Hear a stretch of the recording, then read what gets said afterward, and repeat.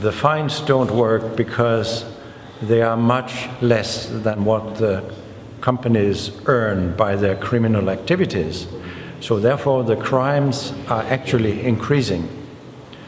What would work would be to do the same as the Americans did to the mafia.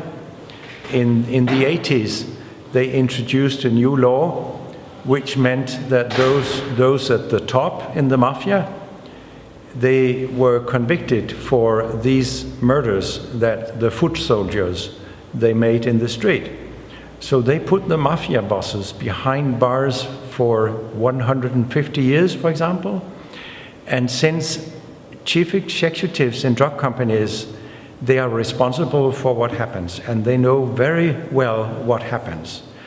So we should introduce laws like the Americans did for the mafia, and then put the CEOs behind bars for a very, very long time.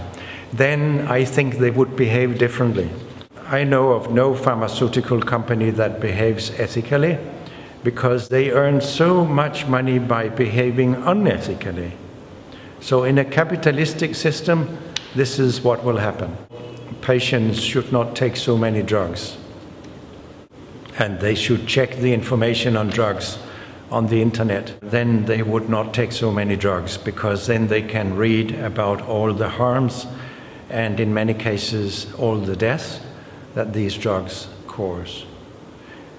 And doctors should have nothing to do with industry, should not be visited by salespeople, and should not accept money or other favors from the drug industry.